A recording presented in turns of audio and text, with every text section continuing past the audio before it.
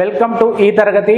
ఈ వీడియోలో మనము క్రయోజెనిక్ సాంకేతిక పరిజ్ఞానం గురించి చెప్పుకోబోతున్నాం.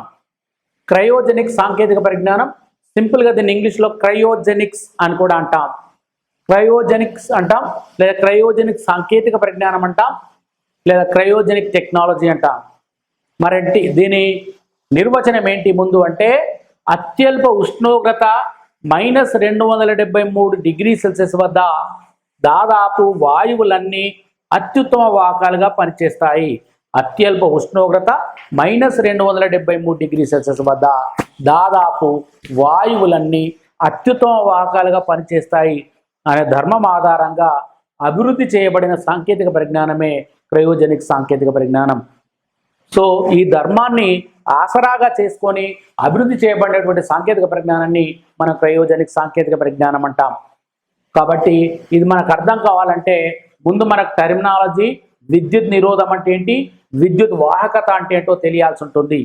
విద్యుత్ నిరోధం అంటే మనం ఫిజిక్స్లో చెప్పేసుకున్నాం, ప్రతి పదార్థం తన గుండా విద్యుత్ ప్రవాహాన్ని వ్యతిరేకించే స్వభావాన్ని కలిగి ఉంటుందని చెప్పుకున్నాం. దీన్నే విద్యుత్ నిరోధం అంటాం. ఉదాహరణకు ఇనుప కడ్డీ గుండా విద్యుత్తును పంపించినట్లయితే అది బాగా వేడెక్కుతుంది.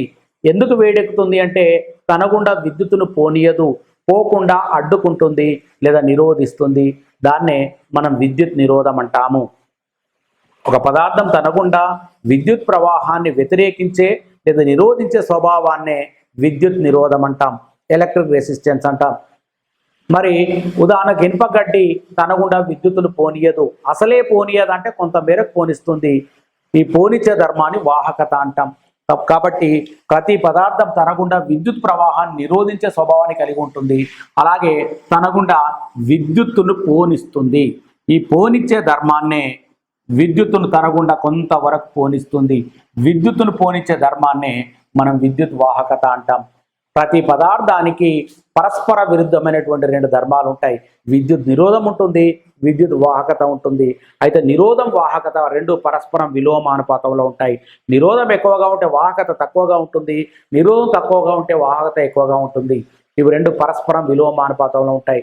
ఉదాహరణకు ఇనుప కడ్డీకి బదులు మనం రాయి కడ్డీని తీసుకున్నట్లయితే రాయి కడ్డీ గుండా విద్యుత్తును పంపించినప్పుడు అది వేడెక్కదు, అంటే తన గుండా విద్యుత్తును పోనిస్తుంది. మరి అసలే నిరోధించదా అంటే కొంత మేరకు నిరోధిస్తుంది, మరి ఎక్కువ పోనిస్తుంది. అంటే రాయి కడ్డీకి వాహకత ఎక్కువ ఉంటుంది, నిరోధం తక్కువ ఉంటుంది. మరి ఇనుముకు నిరోధం ఎక్కువ ఉంటుంది, వాహకత తక్కువ ఉంటుంది. కాబట్టి అలాగే ప్రతి పదార్థానికి ఇదే ధర్మం ఉంటుంది. పరస్పర విరుద్ధమైనటువంటి 2 ధర్మాలు ఉంటాయి, విద్యుత్ నిరోధం మరియు వాహకత ఉంటుంది. ఈ పదార్థాల విద్యుత్ నిరోధం R అనేది వాటి ఉష్ణోగ్రత అనులోమానుపాతంలో ఉంటుంది. పదార్థాల విద్యుత్ నిరోధం R అనేది వాటి ఉష్ణోగ్రత Tకి అనులోమానుపాతంలో ఉంటుంది. అంటే ఉష్ణోగ్రత పెరిగితే నిరోధం పెరుగుతుంది, ఉష్ణోగ్రత తగ్గితే నిరోధం తగ్గుతుంది అన్నమాట. ఉష్ణోగ్రత తగ్గించామే అనుకోండి, తగ్గిస్తే నిరోధం తగ్గుతుంది, నిరోధం తగ్గడం వల్ల వాహకత పెరుగుతుంది. కాబట్టి పదార్థాలు ఏవైనా ఎక్కువ ఉష్ణోగ్రత వద్ద ఉత్తమ వాహకాలుగా పనిచేస్తాయా, తక్కువ ఉష్ణోగ్రత ఉత్తమ పనిచేస్తాయంటే అత్యల్ప ఉష్ణోగ్రత వద్ద లేదా అల్ప ఉష్ణోగ్రత వద్ద పదార్థాలు ఉత్తమ వాహకతను ప్రదర్శిస్తాయి. అత్యల్ప లేదా అల్ప ఉష్ణోగ్రత వద్ద పదార్థాలు ఏవైనా మరి ఉత్తమ వాహకతను ప్రదర్శిస్తాయి, ఉత్తమ విద్యుత్ వాహకతను ప్రదర్శిస్తాయి అల్ప ఉష్ణోగ్రత వద్ద. కాబట్టి మరి వాయువుల పరిస్థితి, మరి నీరు అనేది ఏంటి, స్వచ్ఛమైన నీరు ఉత్తమ విద్యుత్ వాహకం కాదు అని చెప్పేసుకున్నాం మనం. స్వచ్ఛమైన నీరు ఉత్తమ విద్యుత్ వాహకం కాదు, ఇది అధమ విద్యుత్ వాహకం, ఉత్తమ వాహకం కాదు అని చెప్పేసుకున్నాం. ఇది అధమ విద్యుత్ వాహకం. కానీ స్వచ్ఛమైన నీటికి ఏదైనా కొంత లవణం కానీ, స్వచ్ఛమైన నీటికి కొంత లవణం కానీ లేదా ఆల్కహాల్ ద్రావణం కానీ కలిపినప్పుడు, లవణం కానీ ఆల్కహాల్ ద్రావణం కానీ కలిపినప్పుడు స్వచ్ఛమైన నీరు గుండా కూడా విద్యుత్ ప్రవహిస్తుందని చెప్పేసుకున్నాం. కాబట్టి పదార్థాల నిరోధం అనేది వాటి ఉష్ణోగ్రతకు అనులోమానుపాతంలో ఉంటుంది. అలాగే వాయువుల నిరోధం కూడా వాటి ఉష్ణోగ్రత Tకి అనులోమానుపాతంలో ఉంటుంది. అంటే అన్ని పదార్థాలలాగే, సాధారణ పదార్థాలలాగే వాయువుల ఉష్ణోగ్రత పెరగడం వల్ల నిరోధం పెరుగుతుంది, ఉష్ణోగ్రత తగ్గించడం వల్ల నిరోధం తగ్గుతుంది. మరి వాయువుల ఉష్ణోగ్రత తగ్గిస్తూ పోయామనుకోండి, ఈ రకంగా తగ్గిస్తూ పోతూ ఉంటే వాటి నిరోధం తగ్గుతుంది. వాటి నిరోధం తగ్గుతూ తగ్గుతూ ఏదో ఒక ఉష్ణోగ్రత వద్ద అవి వాహకతను ప్రదర్శిస్తాయి కదా. ఎక్కడ అంటే -173 ° C వద్ద అవి వాహకాలుగా పనిచేయడం ఆరంభమవుతుంది. వాయువులు వాహకాలుగా పనిచేయడం ఆరంభమయ్యేది -173 °C వద్ద. అయితే -173 °C వద్ద వాయువులకు నిరోధం ఉంటుంది, అట్ ద సేమ్ టైం వాహకత ఉంటుంది. వాహకాలుగా పనిచేస్తాయి కానీ నిరోధం ఉంటుంది, ఇంకా నిరోధం ఉంటుంది.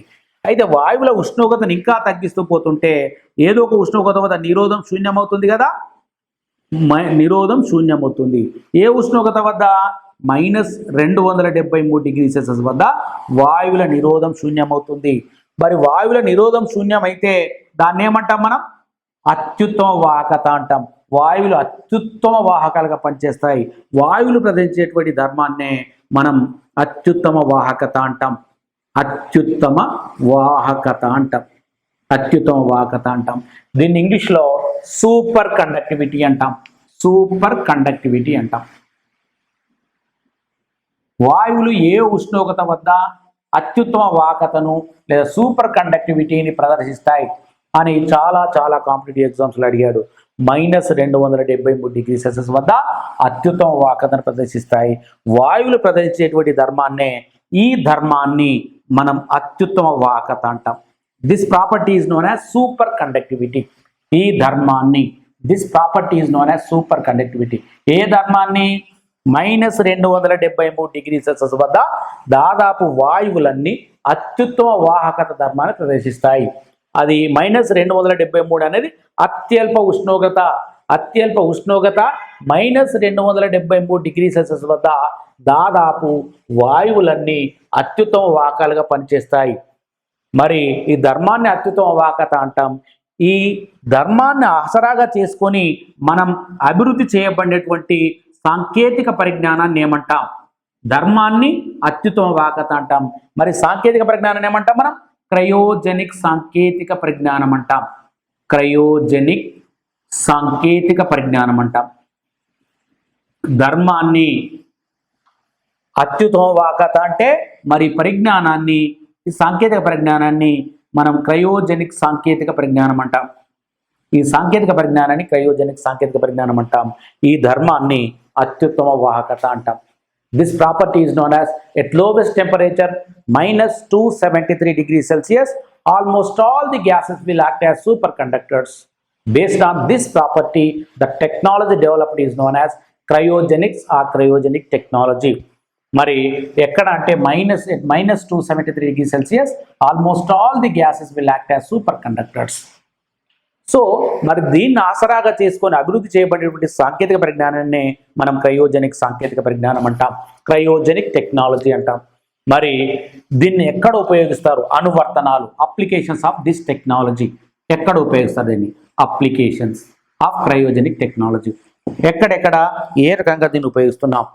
సాధారణంగా దీన్ని మనం శాస్త్ర సాంకేతిక రంగంలోనూ లేదా నిజ జీవితంలోనూ ముఖ్యంగా మూడు రకాలుగా దీన్ని ఉపయోగిస్తున్నాం. 3 రంగాల్లో, ముఖ్యమైనటువంటి 3 రంగాల్లో దీన్ని ఉపయోగిస్తున్నాం. ఒకటి రక్తరహిత సర్జరీ, అంటే ఇంగ్లీష్లో బ్లడ్లెస్ సర్జరీ అంటాం. బ్లడ్లెస్ సర్జరీ అంటాం. అంటే ఇదేంటంటే వాస్తవానికి అయితే ఇది వైద్య రంగంలో ఉపయోగిస్తున్నాం. దీన్ని వైద్య రంగం, మెడికేషన్లో వాడుతున్నాం. మరి వైద్య రంగంలో కొన్ని సందర్భాల్లో వైద్యం చేస్తున్నప్పుడు మరి రక్తం కారకుండా జాగ్రత్తలు తీసుకోవాల్సి ఉంటుంది. వితౌట్ బ్లీడింగ్ కొన్ని సర్జరీలు చేయాల్సినటువంటి ఆవశ్యకత, ఎమర్జెన్సీ ఈ మెడికల్ రంగంలో ఉంటుంది.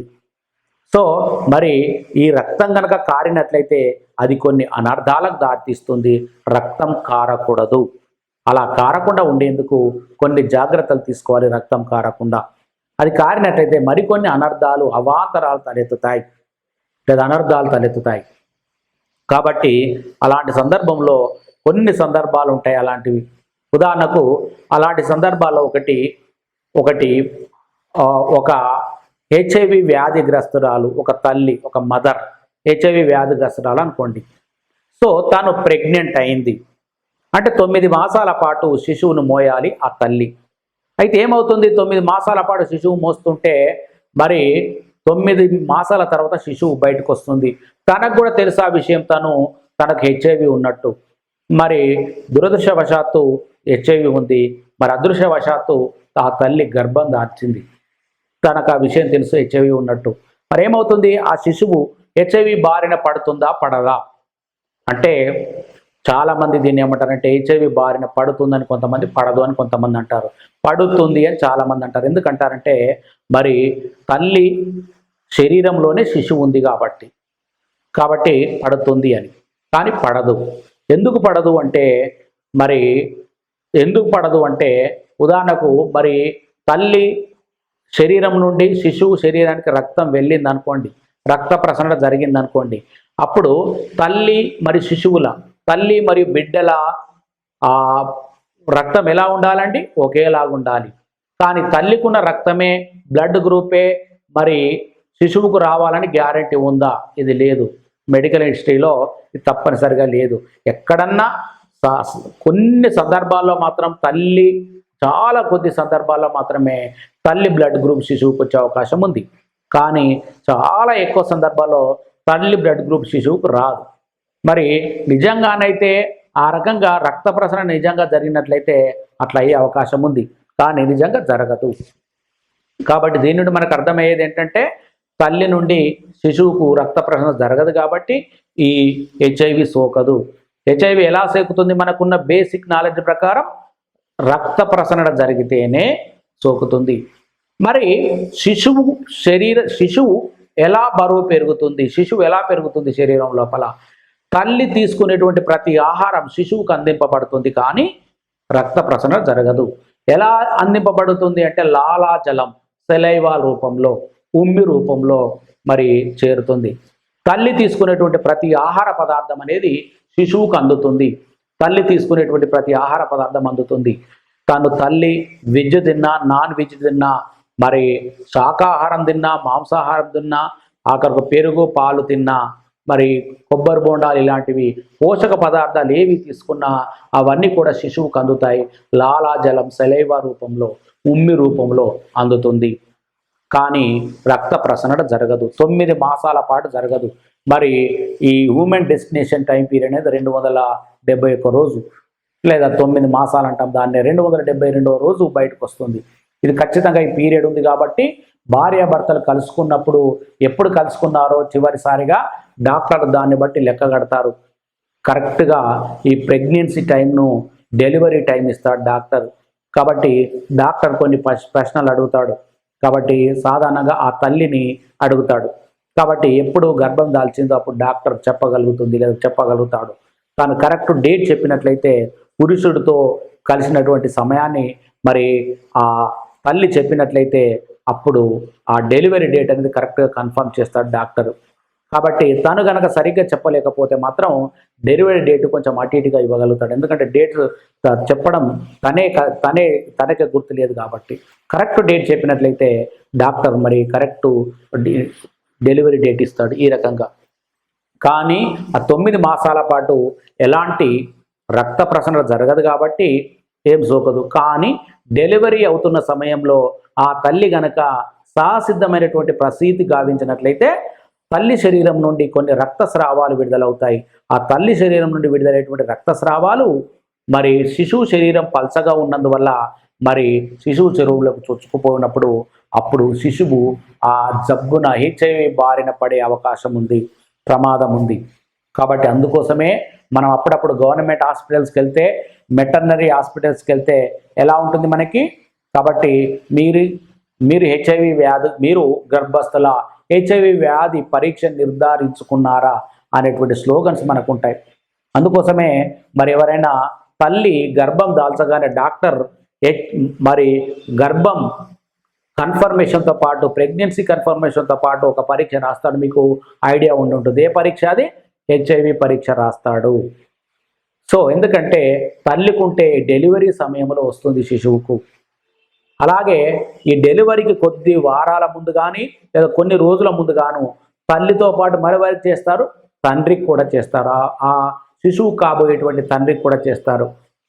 ఎందుకంటే తండ్రికి ఉంటే తల్లికి సోకే ప్రమాదం ఉంది, తల్లికి ఉంటే బిడ్డకు సోకే ప్రమాదం ఉంది. కాబట్టి ఆ రకంగా పరీక్ష నిర్ధారిస్తారు. ఈ ఇద్దట్లో ఏ ఒక్కరికి ఉన్నా, ఎస్పెషల్లీ మదర్కు ఉన్నట్లయితే లేదా ఫాదర్కు ఉన్నట్లయితే మదర్కు కూడా వచ్చే అవకాశం ఉంది. కాబట్టి కొందరిలో ఇది 6 నెలల వరకు బయటపడదు. హెచ్ఐవి సోకినా సోకనట్టే ఉంటుంది. అది పాజిటివ్ రాదు, నెగటివ్నే వస్తుంది. కానీ ఇంటర్నల్గా ఉంటుంది కొందరిలో వైరస్. కాబట్టి కొందరిలో లక్షణాలు బయటపడడానికి గరిష్టంగా 6 నెలల వరకు సమయం పడుతుంది. అలాంటప్పుడు ఫాదర్ కూడా చేస్తారు. ఎందుకంటే ఫాదర్కు ఉన్నట్లయితే మదర్కు వచ్చే అవకాశం ఉంది. కాబట్టి మరి ఆ మదర్ నుండి శిశువుకు సంక్రమించే అవకాశం ఉంది. కాబట్టి అప్పుడు మదర్తో పాటు ఫాదర్ కూడా చేస్తారు. మరి ఒకవేళ మరి ఆ రకంగా ఆ తల్లికి హెచ్ఐవి ఉన్నట్టు నిర్ధారణ అయినట్లయితే ఏం చేస్తారు, ఖచ్చితంగా ఈ రకమైనటువంటి సర్జరీ చేయాలి, రక్తరహిత సర్జరీ చేయాలి. మరి ప్రభుత్వ జిల్లా యంత్రాంగంలో మరి జిల్లా కేంద్రాల్లో ఉన్నటువంటి అన్ని ప్రభుత్వ ఆసుపత్రుల్లో ఈ సాంకేతిక పరిజ్ఞానం అందుబాటులో ఉంది ప్రస్తుతం. అలాగే ప్రైవేట్ వెటర్నరీ హాస్పిటల్ అన్నింటిలో కూడా ఇది ఉంటుంది. కాబట్టి అప్పుడు ఏం చేస్తారంటే డాక్టర్ కంపల్సరీ చేస్తారు. ఈ రోజుల్లో దాదాపు 99% సర్జరీలే. కానీ అక్కడక్కడ అడపాదడప సహసిద్ధమైనటువంటి ప్రసూతులు జరుగుతున్నాయి. ఎందుకంటే కొన్ని సందర్భాల్లో ఇప్పుడు గవర్నమెంట్ హాస్పిటల్స్లో కోవిడ్ రోగులు ఉన్నారు కాబట్టి, లేదా అక్కడ గవర్నమెంట్ హాస్పిటల్స్లో సిబ్బంది తక్కువగా ఉన్నారు. ఎందుకంటే తెలంగాణ మరి ఏపీలో కొన్ని నింపాడు, కానీ తెలంగాణలో ఒక్క ప్రభుత్వ ఉద్యోగం, డాక్టర్ ఉద్యోగం నింపిన దాఖలాలు లేవు ఇక్కడ. కాబట్టి డాక్టర్లు తక్కువగా ఉన్నారు, మరి రోగులు ఎక్కువగా ఉన్నారు. కాబట్టి అలాంటి సందర్భంలో రోడ్డు పైన కూడా డాక్టర్లు త్వరగా చేర్చుకోక, లేదా హాస్పిటల్ నుండి బయటకు పంపించినప్పుడు రోడ్డు పైన కూడా డెలివరీ అయిన సందర్భాలు మనం పేపర్లో చూస్తున్నాం. కాబట్టి అలాంటప్పుడు ఏమవుతుందంటే మరి తనకు కనుక హెచ్ఐవి ఉన్నట్లయితే ఖచ్చితంగా శిశువుకు సోకుతుంది, ఖచ్చితంగా. కాబట్టి సహసిద్ధమైన ప్రసూతి జరగకూడదు, జరిగినట్లయితే ఖచ్చితంగా సోకుతుంది.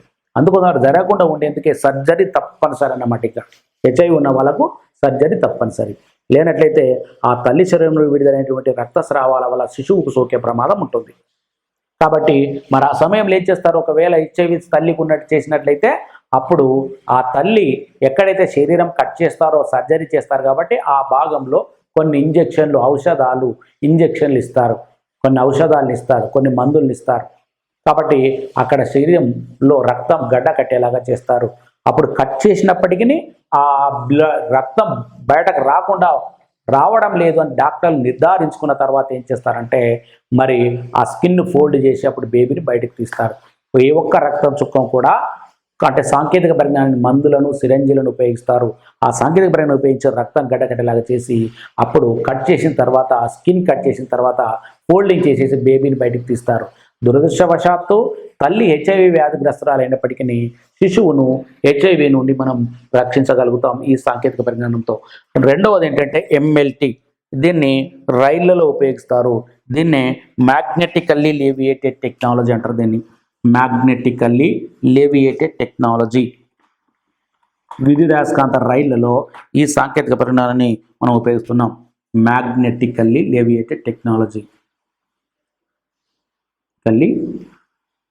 లేవియేటెడ్ టెక్నాలజీ ఇందులో వాడతారు టెక్నాలజీ. దీన్నే మనం బుల్లెట్ ప్రూఫ్ ట్రైన్స్ ఆడుకుండా అంటాం. దీన్ని బుల్లెట్ ట్రైన్స్ అంటారు, లేదా బుల్లెట్ ప్రూఫ్ ట్రైన్స్ అంటారు. సో మరి భారతదేశంలో ట్రైన్ అత్యధిక వేగం మరి 160 కిలోమీటర్లు మాత్రమే, గతిమాను ఎక్స్ప్రెస్. దీన్ని 180కి పెంచబోతున్నారు. ఈ మధ్య కాలంలో కాజీపేట నుండి విజయవాడకు 180 కిలోమీటర్ల వేగంతో రైల్వే అధికారులు పోయిన వారం రైల్వే అధికారులు 180 కిలోమీటర్ల వేగంతో ఒక రైలును నడిపి మరి చరిత్ర సృష్టించారు. కానీ ఇదే 180, కానీ ఎలక్ట్రోమాగ్నెటిక్ ట్రైన్స్ 300 కిలోమీటర్ల పైన ఉంటుంది వాటి వేగం. ప్రపంచంలో అత్యంత వేగమైనటువంటి ట్రైను 325 కిలోమీటర్ల వేగంతో ప్రయాణిస్తుంది. 325 కిలోమీటర్ల వేగంతో చైనాకు చెందినటువంటి ఈ ట్రైను 325 కిలోమీటర్ల వేగంతో ప్రయాణిస్తుంది. 325 కిలోమీటర్స్ పర్ అవర్ వేగంతో ఇది ప్రయాణిస్తుంది. షాంఘై 325 దాని పేరు. షాంఘై 325. చైనాలో ఉన్నటువంటి పెద్ద నగరాల్లో షాంఘై కూడా ఒకటి. షాంఘై 325 అంటే దాని వేగం, ఆ ట్రైన్ వేగం 325 km/h. ఇది ప్రపంచంలోనే అత్యంత వేగంగా ప్రయాణించేటువంటి ట్రైను. మరి భారతదేశంలో గరిష్టంగా 160, దీన్ని 180కి పెంచబోతున్నారు. అలాంటి ట్రైన్లలో ఈ మ్యాగ్నెటికలీ లివేటెడ్ టెక్నాలజీ మరి భారతదేశంలో లేదు, కానీ China, Japan, Germany, USA, Russia, మరి ఫ్రాన్స్ లాంటి దేశాల్లో సాంకేతిక పరిజ్ఞానం అందుబాటులో ఉంది. మరి బ్రిటన్లో కూడా ఉంది. మొట్టమొదటి ట్రైను మరి అహ్మదాబాద్ నుండి ముంబై మధ్య నిర్మిస్తున్నారు. జపాన్ సాంకేతిక పరిజ్ఞానంతో నిర్మిస్తున్నారు. ఇది ఎలక్ట్రోమాగ్నెటిక్ ట్రైన్, విద్యుత్ అయస్కాంత ట్రైన్. అందులో ఈ సాంకేతిక పరిజ్ఞానం ఉపయోగిస్తున్నారు. ఎలక్ట్రోమాగ్నెటిక్ ట్రైన్ ఇది. కాబట్టి దీనికైన మొత్తం ఖర్చు 130 కోట్ల రూపాయల ఖర్చుతో నిర్మిస్తున్నారు.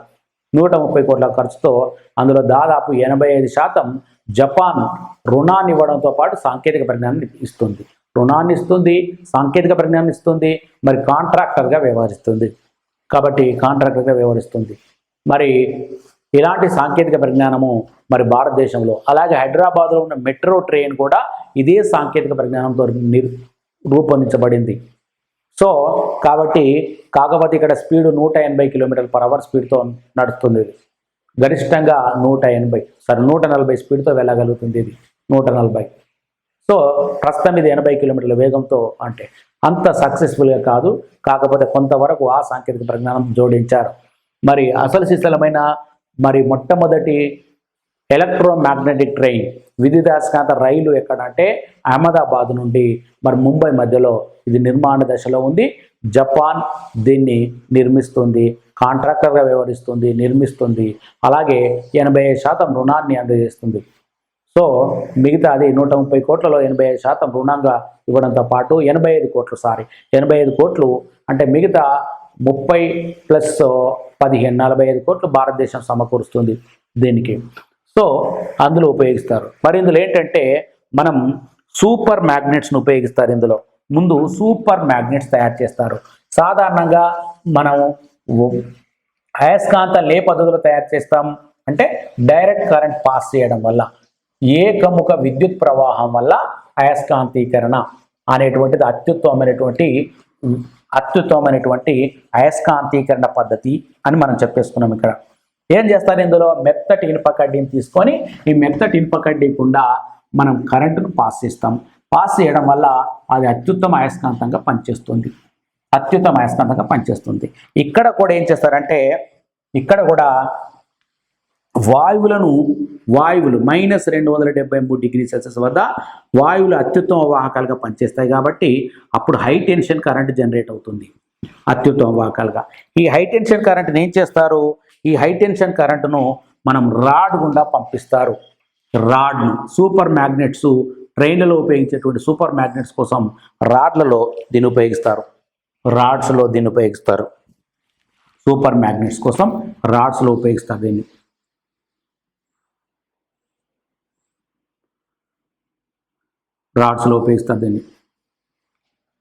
సో దీన్ని ఏం చేస్తారంటే ఇప్పుడు దీని గుండా విద్యుత్తును పంపిస్తారు. ఈ విద్యుత్తుని రాడ్ గుండా పంపిస్తారు. సో సన్నటి రాగి తీగను దీని చుట్టూ చుట్టేసి మరి రెండవ చివరిని ఎర్తికిస్తారు. ఇక్కడ పంపించేది హై టెన్షన్ కరెంట్ కాబట్టి ఇది అయస్కాంతంగా మారిపోతుంది. ఇది సూపర్ మ్యాగ్నెట్స్గా పనిచేస్తుంది. -273°C కాబట్టి ఇది సూపర్ మ్యాగ్నెట్గా పనిచేస్తుంది. అత్యుత్తమ అయస్కాంతంగా పనిచేస్తుంది. సూపర్ మ్యాగ్నెట్గా పనిచేస్తుంది. ఈ సూపర్ మ్యాగ్నెట్నే మనము మరి బుల్లెట్ ప్రూఫ్ ట్రైన్లో వాడతాం. దేనికోసం, ట్రాక్ కోసం వాడతాం. అలాగే ట్రైన్లోని ప్రతి 2 విడిభాగాల కోసం వాడతాం. రైలు డబ్బాల మరి చక్రాల కోసం వాడతాం దీన్ని. రైలు డబ్బాల చక్రాల కోసం వాడతాం. మరి చక్రాలు కోసం వాడతాం.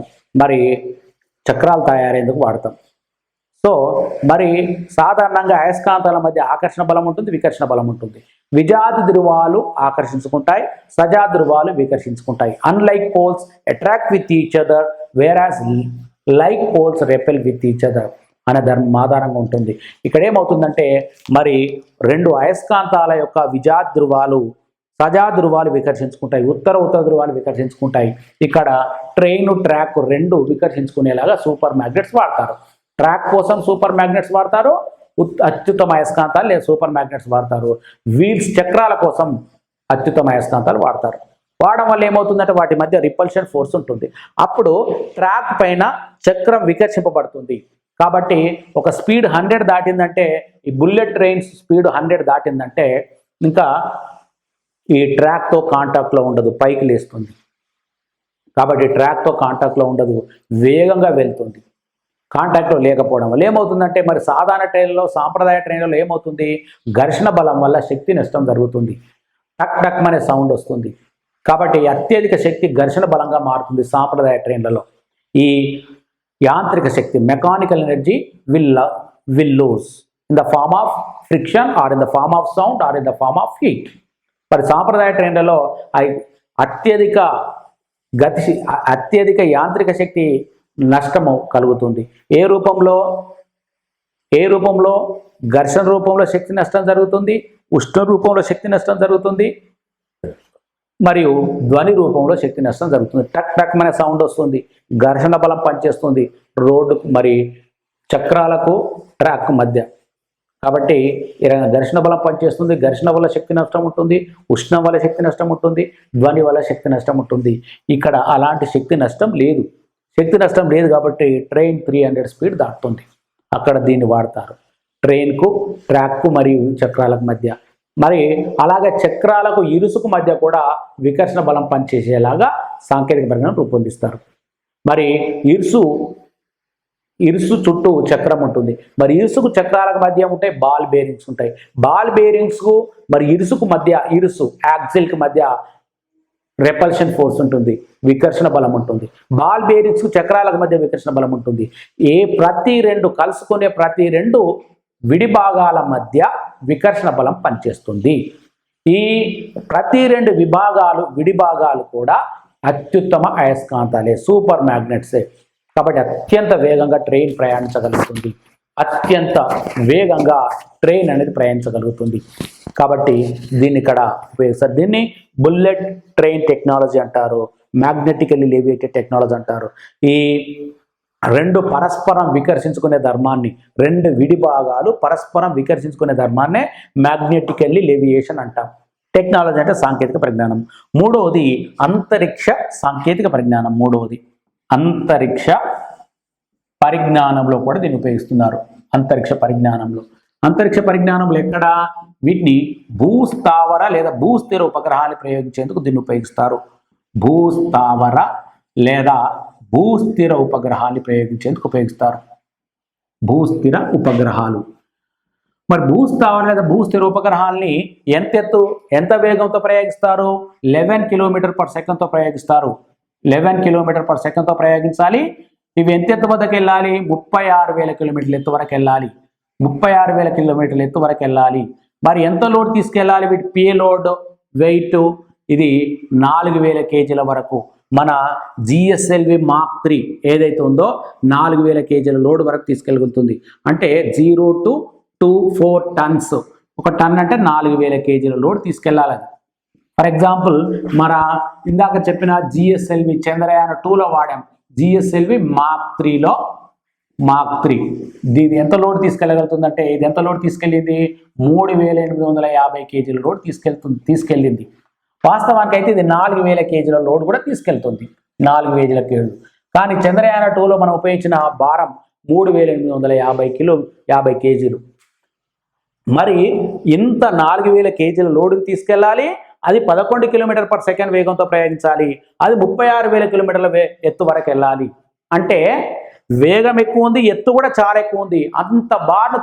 అంత భారాన్ని తీసుకొని ఇంత వేగంతో ఇంత ఎత్తుకెళ్ళాలి అంటే అందులో ఉపయోగించేటువంటి క్రయోజనిక్ యంత్రం అత్యంత శక్తివంతమైనది అయి ఉండాలి.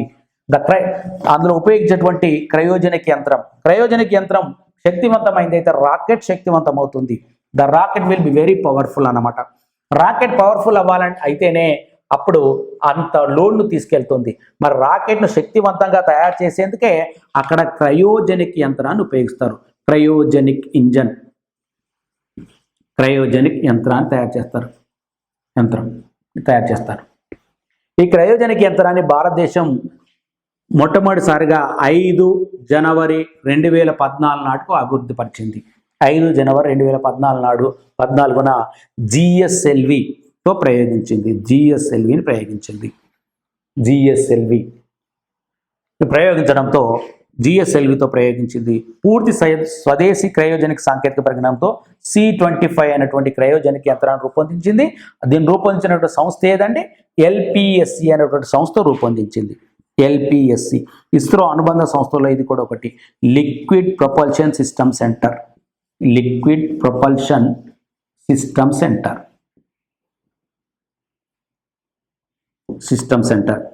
అని ఇది అభివృద్ధి పరిచింది LPSC. దీంతో మన స్వదేశీ సాంకేతిక పరిజ్ఞానం కలిగిన దేశాల్లో భారతదేశం స్వదేశీ క్రయోజెనిక్ సాంకేతిక పరిజ్ఞానాన్ని కలిగిన దేశాల్లో క్రయోజెనిక్ సాంకేతిక పరిజ్ఞానాన్ని కలిగిన దేశాల్లో భారతదేశం ముందుంది. సాంకేతిక పరిజ్ఞానం కలిగిన దేశాల్లో భారతదేశం కలిగిన దేశాలు. దీన్ని మొట్టమొదటిసారిగా 1969లో అప్పటి యుఎస్ఎస్ఆర్ అనేవాళ్ళం, united states of socialistic Russia అనేవాళ్ళం, లేదా ఇప్పుడు రష్యా అంటున్నాం. దీన్ని మొట్టమొదటిసారిగా ఎప్పుడు అభివృద్ధి పరిచిందంటే 1969లో అభివృద్ధి పరిచింది దీన్ని. రెండవ దేశంగా USA దీన్ని అభివృద్ధి పరిచింది 1975లో అభివృద్ధి పరిచింది 1975లో. మూడవ దేశంగా మరి దీన్ని జపాన్ అభివృద్ధి పరిచింది. జపాన్ అభివృద్ధి పరిచింది. నాలుగవ దేశంగా చైనా అభివృద్ధి పరిచింది దీన్ని. మరి ఐదవ దేశంగా ఇండియా ఈ సాంకేతిక పరిజ్ఞానాన్ని అభివృద్ధి పరిచింది 2014 నాటికి అభివృద్ధి పరిచింది. కాబట్టి సాంకేతిక పరిజ్ఞానం కలిగి ఉన్నటువంటి మొట్టమొదటి 5 దేశాల స్థానంలో భారతదేశం ఉంది. మరి భారతదేశంలో పూర్తి క్రయోజెనిక్ సాంకేతిక పరిజ్ఞానాన్ని ఏ సంస్థ రూపొందించిందంటే లిక్విడ్ ప్రొపల్షన్ సిస్టమ్ సెంటర్ అనేటువంటి సంస్థ ఎక్కడుంది? తమిళనాడులోని మహేంద్రగిరిలో ఉంది అని చెప్పేసుకున్నాం మనం. మహేంద్రగిరి ఇది ఇస్రో అనుబంధ సంస్థల్లో ఒకటి. ఎక్కడ ఉంది? తమిళనాడులోని మహేంద్రగిరిలో ఇది ఉంది. తమిళనాడు మహేంద్రగిరిలో ఉంది. సో నెక్స్ట్ క్లాస్లో మనము IRNSS లేదా ఇండియన్ GPS గురించి చెప్పేసుకుందాం. కాబట్టి జాగ్రత్తగా వినండి. డిఫరెంట్ కాంపిటేటివ్ ఎగ్జామ్స్లో అడిగినటువంటి క్వశ్చన్స్ ఇవి. Okay, thank you.